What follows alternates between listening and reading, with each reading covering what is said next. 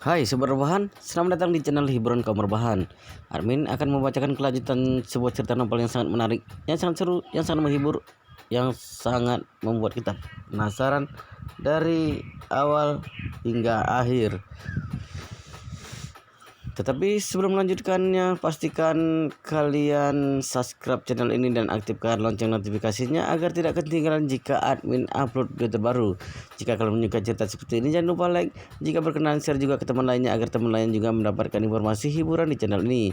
Baik, kita lanjutkan di part ke 294 bertepatan dengan bab ke 1397, di mana novel ini yang berjudul The Story of Yi Chen.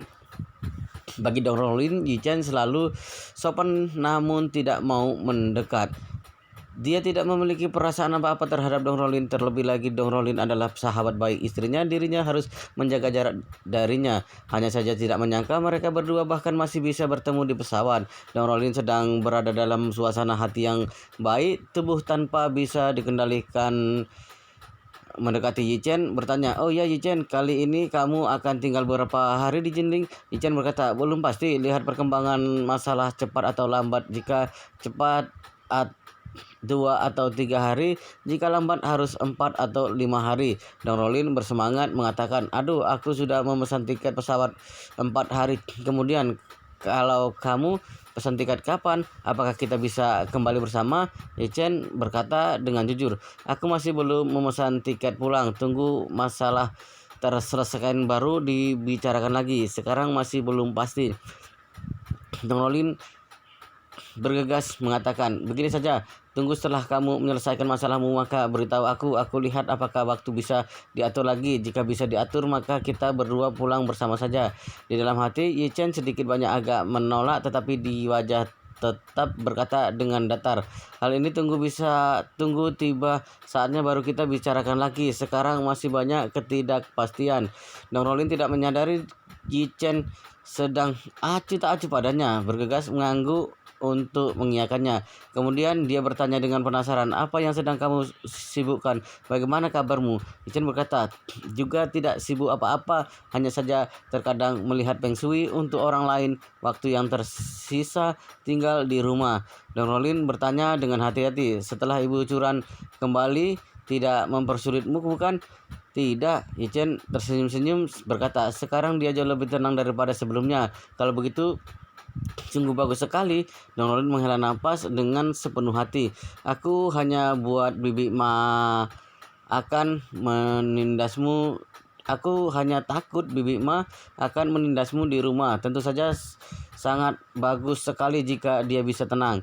Yi Chen menganggukkan pelan, mengeluarkan ponsel dan mengirim pesan WeChat pada Gu Qiuyi, berkata padanya, "Nanan, beri aku sebuah alamat detail rumahmu. Aku tiba hari ini." Gu Qiuyi langsung melakukan panggilan suara padanya, bertanya dengan penuh semangat, "Kakak Yi Chen, kamu tiba hari ini?" "Benar," Yi Chen berkata, "kemarin malam aku baru saja menyelesaikan masalah sebelah sini, jadi langsung memesan tiket hari ini." Gu Qiuyi bergegas mengatakan, "Mendarat jam berapa? Aku pergi ke bandara untuk menjemputmu." Yi Chen berpikir dia adalah seorang bintang besar, kemungkinan keluar masuk akan diikuti oleh paparazzi. Karena itu dia berkata, "Tidak perlu merepotkanmu, kirimkan aku sebuah posisi detail. Aku sendiri yang akan ke sana. Sudah bisa." Gu Qiuyi berkata, "Tidak, aku mau pergi menjemputmu. Namun kamu tenang saja, aku akan melakukan penyamaran. Tidak akan sampai dikenali orang." "Sudahlah," Yi Chen berkata, "paparazzi sangatlah hebat. Beberapa banyak artis yang melakukan perselingkuhan dan hal-hal buruk, semua mengira bisa menyembunyikannya dengan baik, tapi tetap dipoto oleh paparazzi." Gu Qiuyi merasa tidak berdaya dan berkata, "Baiklah, kalau begitu nanti aku kirimkan lokasinya ke pesan WeChatmu. Apa siang kamu bisa sampai? Aku minta orang rumah siapkan makan siang." Yi Chen berpikir sejenak, "Kurang lebih kalau begitu repotkan kalian ya." Gu Qiuyi sambil tersenyum mengatakan, "Aku tidak akan membicarakan hal ini dulu pada ayah dan ibu. Katakan saja ada seorang teman lama yang mau bertamu di rumah. Aku percaya setelah mereka bertemu denganmu pasti akan gembira sekali." Yi Chen mengiyakan ada sedikit kehangatan dalam hati. Memikirkan Gu Yangjong, ayahnya Gyu Yi yang kesehatannya terus memburuk, dia lalu bertanya apakah kondisi paman Gu baik-baik saja. Tidak terlalu baik, suara Gyu Yi agak sedih berkata, tidak terlalu baik, dokter sudah sarankan untuk merawat inap lagi. Ayahku tidak terlalu ingin pergi, aku lihat dia agak tertekan, mungkin sudah agak pasrah, tidak ingin membuang waktu lagi. Dia selalu merasa sangat tidak ada harga diri saat menerima berbagai pengobatan di rumah sakit. Mungkin kamu tidak terlalu mengerti dengan sifatnya, tapi ibuku mengatakan dia persis mirip ayahmu, seperti dua saudara kandung saja, sama-sama keras kepala, tidak akan mendengar bujukan. Yichen tahu banyak orang yang memiliki harga diri tinggi tiba saat sakit parah akan memiliki keinginan bertahan hidup yang kuat. Alasan utamanya ini karena mereka selama bertahun-tahun memiliki harga diri tinggi, sangat mementingkan martabat dan image, tidak ingin di saat-saat terakhir dalam kehidupannya demi bisa hidup dalam waktu yang terbatas itu langsung melepaskan semua martabat dan harga diri. Yichen bahkan mendengar banyak orang ketika sakit telah menandatangani perjanjian tanpa penyelamatan. Jika hidup sudah akan berakhir, tidak dipasang selang, tidak operasi, juga tidak pasang ventilator, hanya demi diri sendiri berjalan lebih bermartabat. Kelihatannya sekarang Gu Yangjong sudah mulai merencanakan masa depan. Untung saja waktu dirinya bertemu Gyu Yi sangat kebetulan. Kalau tidak, jika tunggu setelah Gu Yangjong sakit parah dan meninggal baru bertemu, maka dirinya tidak bisa menyelamatkan nyawa Gu Yangjong. Untuk itu dia lalu menghibur, tidak perlu begitu khawatir akan hal ini, setelah aku tiba akan membantu kalian menyelesaikannya. Gyu Yi sambil terisak mengatakan, terima kasih kakak Yichen, kamu bisa datang untuk bertemu ayahku, dia pasti akan senang sekali. Yichen tidak ingin bicara terlalu banyak dengan Gyu Yi agar Dong Rolin yang ada di sebelah tidak mendengar informasi utama yang ada di dalamnya. Untuk itu dia berkata, kalau begitu sampai di sini dulu, pesawat sudah akan lepas landas, harus mematikan telepon. Gyu Yi bergegas mengatakan, baiklah Kak Yichen, aku menunggumu di Yanjing. Yichen mematikan teleponnya. Dong Rolin yang ada di sebelahnya tidak bisa menahan diri berkata, aduh Yichen, sekarang kamu hebat sekali, pantas saja semua orang memanggilmu Master Yi. Mendengar nada bicaramu tadi, sepertinya orang lain sedang menunggumu pergi untuk bantu menyelesaikan masalah. Yichen tersenyum tipis, terkadang masalah Feng Shui memang seperti itu. Seperti ini, tidak bermasalah maka akan berlalu, tetapi begitu bermasalah maka seketika akan mendesak sekali. Dong Rolin menghela napas, curan, sungguh beruntung mendapatkan suami yang begitu berkemampuan sepertimu. Selesai berbicara, Dong Rolin bertanya lagi, oh iya, kali ini kamu pergi ke Yanjing, pergi ke posisi mana? Yichen berkata, sekitar daerah area Pila. Dong Rolin penuh kegembiraan mengatakan, kalau begitu jaraknya tidak jauh. Tiba saatnya datang bertemu di rumahku. Yichen merasa canggung mengatakan, aku tidak akan pergi, tidak terlalu cocok. Selain itu, kedatanganku ke Yanjing kali ini sangatlah banyak hal. Dong Rolin tersenyum, tidak apa-apa, nanti kamu lihat saja. Jika tidak ada waktu, maka tidak apa-apa. Namun kamu harus memberiku sebuah kesempatan untuk mengundangmu makan. Anggap saja aku berterima kasih kepadamu karena telah menyelamatkan 2 kali. Baik, tidak. Mendengar hanya makan saja, Yichen juga tidak munafik. Saat itu langsung mengangguk mengiyakan baik. Saat ini pramugari yang cantik dan murah hati sudah mengingatkan semuanya untuk menggunakan sabuk pengaman dengan baik. Pesawat sudah siap untuk lepas landas. Kemudian perlahan pesawat mulai terbang pergi ke ujung landasan pacu. Setelah melaju dengan kecepatan yang cukup di landasan pacu, langsung lepas landas. Sepanjang jalan, Dong Rolin senang sekali terus mencari topik pembicaraan di sebelah Yichen. Tapi pikiran Yichen malah selalu berada di Yanjing, tempat yang penuh dengan kenangan masa kecilnya. Setelah penerbangan selama 1 jam 40 menit, pesawat perlahan mendarat dengan mulus di landasan Bandara Internasional Yanjing. Saat ini jantung Yichen mendadak berdetak kencang, di dalam hati berseru, Yanjing, aku sudah kembali. Pesawat mendarat, Yichen dan Dong Rolin turun bersama dari pesawat. Karena Yichen tidak ada bagasi, jadi dia tidak perlu menunggu untuk ambil bagasi. Sedangkan Dong Rolin adalah wanita cantik, biasanya saat berpergian selalu membawa banyak pakaian, kosmetik, serta produk perawatan kulit. Untuk itu dia bergegas bertanya kepada Yichen, Yichen, nanti bagaimana kamu perginya?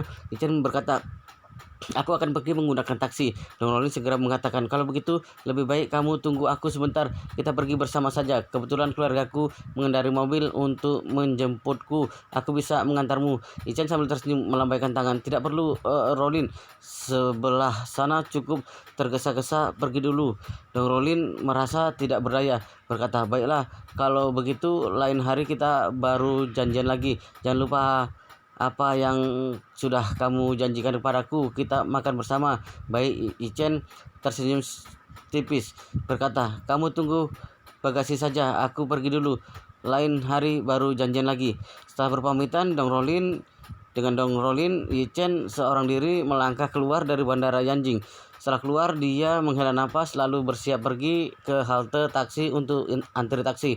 Tepat saat dia baru keluar, seorang wanita yang terbungkus jaket tebal, mengenakan topi, masker, dan kacamata hitam dengan cepat berlari ke arahnya. Sebelum dia lihat dengan jelas, wanita itu penuh kegembiraan melompat ke arahnya, berteriak dengan senang, "Kakak Yichen!" Yichen mengenali suara wanita itu adalah Gu Qiuyi. Jadi dia menurunkan kewaspadaannya, membiarkan dia menerobos ke dalam pelukannya sendiri, memeluk Gu Qiuyi dengan lembut. Yichen tidak bisa menahan diri bertanya padanya, bukankah sudah kukatakan kepadamu tidak perlu datang menjemput aku? Mengapa masih ke sini? Gu Qiuyi berkata dengan lembut, ingin lebih awal bertemu denganmu. Aku takut jika aku tinggal di rumah, tidak bisa menahan diri, lalu akan lebih awal memberitahu ayah dan ibu berita kedatanganmu. Jadi lebih baik aku keluar saja. Yichen bertanya lagi, kamu keluar sendirian tidak akan diawasi oleh paparazzi? Bukan, jika sampai diam-diam dipoto paparazzi, kamu seorang artis terkenal berpelukan dengan seorang pria di depan bandara, maka takutnya popularitasmu akan terpengaruh juga. Takut apaan? Gu Qiuyi berkata dengan nada acuh tak acuh. Jika sungguh sampai dipoto dan terekspos, maka aku akan mengatakan bahwa aku memeluk tunanganku. Jika popularitas menurun karena hal ini, maka biarkan saja. Aku memang tidak mengandalkan dunia hiburan untuk bertahan hidup. Masuk untuk bermain-main sekalian mencarimu saja. Sekarang sudah menemukanmu, kapan saja aku bisa mundur dari lingkaran ini. Baiklah, Yichen tidak berdaya, bertanya padanya, lebih baik kita cepat pergi untuk bertemu paman dan bibi saja. Apakah kamu mengendari mobil ke sini? Gu Qiuyi mengangguk berkata, aku memarkir mobil di tempat parkir. Ayo jalan, kita sama-sama pergi sambil ambil mobil.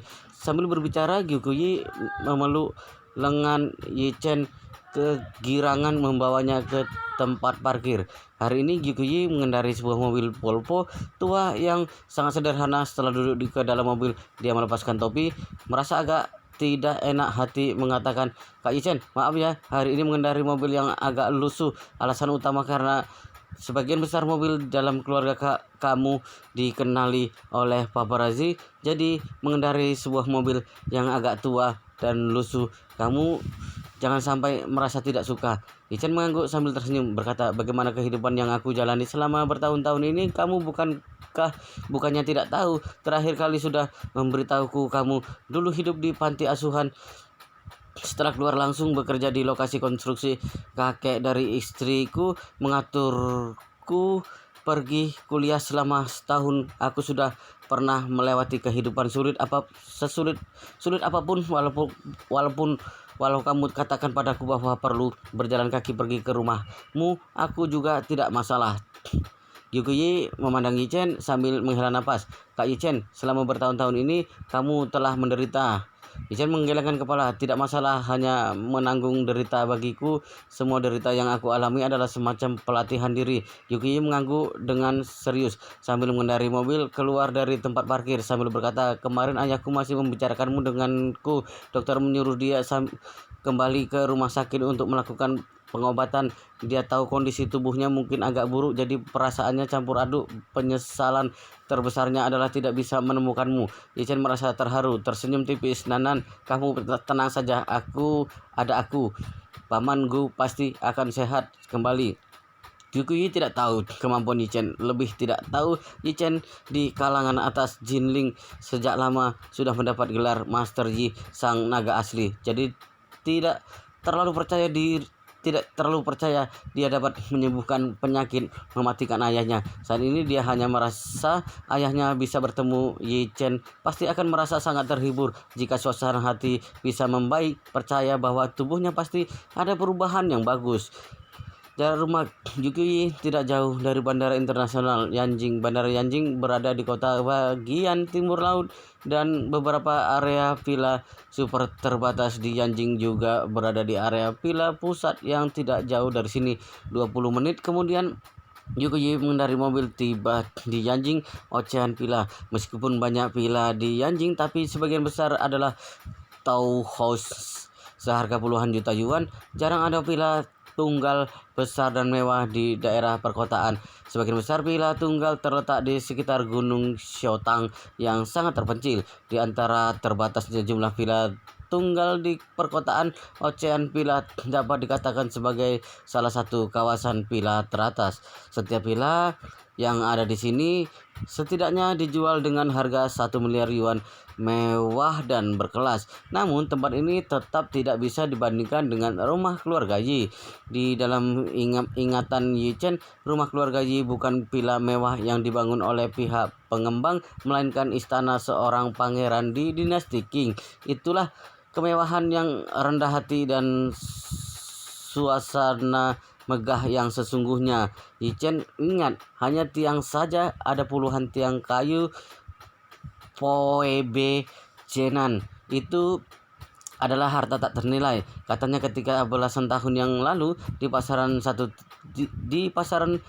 tiang sudah mencapai harga lebih dari 100 juta yuan. Ini masih bukan yang paling mewah. Yang paling mewah adalah Istana Gongyi Yanjing. Tiang kayu Poebe Jenan yang ada di sana harganya mencapai lebih dari 2 miliar. Namun Istana Gong adalah monumen budaya nasional, bukan milik individu manapun. Jadi hanya akan semakin menonjolkan kehormatan rumah keluarga Yi. Yukiyi mengendarai mobil sampai di rumah. Gerbang halaman terbuka otomatis, pintu garasi juga buka otomatis. Seorang pembantu wanita berusia 40 tahun berlari ke dalam garasi sambil bantu buka pintu mobil, sambil berkata dengan hormat, "Nona, Nyonya sudah menyiapkan hidangan, hanya menunggu Anda saja. Kenapa Anda pergi?" Tanpa mengatakan apa-apa, selesai berbicara, dia menemukan ada seorang pria yang duduk di sebelahnya. Jok pengemudi terkejut sekali, juga berkata dengan sopan, "Tuan, apa kabar?" Chen sedikit mengangguk. Yukiyi yang ada di sebelahnya sudah tidak bisa menahan kegembiraannya, bertanya pada pembantu itu, "Bibi Zhou, apakah ayah dan ibuku ada di ruang bukan?" Bibi Zhou mengangguk dengan pelan berkata, "Nona, tampaknya tubuh tuan tidak nyaman. Selalu mengatakan ingin kembali ke kamar tidur untuk istirahat. Anda cepat pergi saja." Yukiyi mendengar kata-kata ini bergegas menarik tangan Yi Chen, lalu berlari ke dalam villa. Melalui aula besar yang mewah dan besar, Yukiyi langsung menarik Yi Chen ke ruang makan. Begitu masuk ke ruang makan, penuh semangat berkata pada pasangan suami istri parubaya di samping meja makan, "Ayah, ibu, kalian lihat aku bawa siapa ke sini." Pria dan wanita yang di depan meja makan terlihat sangat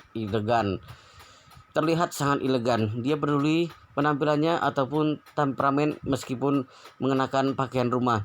Pria itu tampak lemah, wajah dan bibirnya terlihat pucat dan terlihat kalau sedang sakit lama, bahkan sakitnya parah. Tapi wanita yang ada di sampingnya terawat baik dan sangat cantik. Wajahnya mirip dengan Yukiyi, sepertinya berusia 30-an. Yi Chen langsung mengenali mereka berdua dan tahu adalah paman Gu yang dia kenal sewaktu masih kecil, dan juga istrinya Bibi Lin. Sewaktu Yi Chen mengenali mereka berdua, mereka juga mengenalinya. Gu Yanjong terlihat terkejut, wajahnya sangat kurus dan matanya lebar. Saat ini dia gemetar seperti ingin mengatakan sesuatu, tapi seolah tersangkut di tenggorokannya. Dan Lin Wan Qiu yang ada di samping juga terkejut. Dia langsung berdiri, satu tangan menunjuk ke Yi Chen dan tangan satunya menutup mulut. Kamu Yi Chen." Yi Chen merasa hidungnya sakit dan menghela napas, lalu berkata dengan suara gemetaran, "Bibi Lin, aku adalah Yi Chen." Setelah itu dia melihat Gu Yanjong yang tidak ada berbicara. Suaranya terdengar bergetar, "Paman Gu, halo juga Bibi Lin." Gu Yanjong melihat dan bertanya, "Apakah kamu benar-benar Yi Chen?" Yichen mengangguk dengan serius dan berkata, "Pamanku, ini aku adalah Yichen. Apakah Anda masih kenal denganku?" Kenal. Gu Yanjong menyeka air matanya dan berkata, "Kamu mirip dengan ayahmu sewaktu muda. Juga mirip dengan foto kakekmu sewaktu muda." Dia berkata dengan berusaha keras untuk berdiri dan ingin menghampiri Yichen. Yichen langsung maju ke depan dan segera tiba di depan Gu Yanjong untuk memapahnya. Dia berkata penuh syukur dan merasa bersalah. "Pamanku, aku telah membuat Anda dan Bibi Lin khawatir selama ini." Gu Yanjong menyeka air matanya dan berkata dengan suara serak, "Yichen, kamu ada di mana selama ini? Selama ini pamanku hampir pergi ke seluruh dunia untuk mencarimu tapi tidak menemukanmu." Yichen menghela napas. "Pamanku, sebenarnya aku berada di Jinling selama ini dan tinggal di panti asuhan sebelum berumur usia 18 tahun. Bagaimana bisa?" Gu Yanjong berkata, "Aku pergi ke Jinling berapa kali untuk mencarimu. Aku pergi ke panti asuhan dan tempat penampungan, tapi tidak pernah menemukanmu." Mata Yichen memerah dan berkata, "Pada saat itu, si Tiangki, pengurus rumah keluarga Yi, mengirim seorang untuk diam-diam mengambil alih panti asuhan. Dia takut seorang ingin menyakitiku, maka menyembunyikan semua informasiku. Bahkan aku sendiri tidak tahu dengan masalah ini. Beberapa hari setelah aku dan Nanan saling mengenali, aku merasa ada yang aneh. Maka aku menanyakan kepada Tang Sihai dan dia mengatakan rahasia ini." Gu Yanjong kaget dan akhirnya mengangguk. Setelah beberapa saat, dia berkata, ternyata seperti itu. Sepertinya Tang Sihai memang orang yang tahu membalas budi. Ayahmu memperlakukan dia dengan baik waktu itu. Ternyata dia benar-benar tidak salah menilai orang. Wow, luar biasa sekali guys, ceritanya sangat seru, sangat menarik, sangat menghibur, sangat membuat kita penasaran jika tidak mengetahui cerita kelanjutannya. Tetapi sepertinya kita akan lanjutkan di video berikutnya untuk part selanjutnya. Tetapi jangan lupa subscribe channel ini dan aktifkan lonceng notifikasinya agar tidak ketinggalan jika admin upload video terbaru. Jika kalian menyukai cerita seperti ini, jangan lupa like. Jika berkenan, share juga ke teman lainnya agar teman lainnya juga mendapatkan informasi hiburan di channel ini. Baik, kita lanjutkan video berikutnya di part selanjutnya.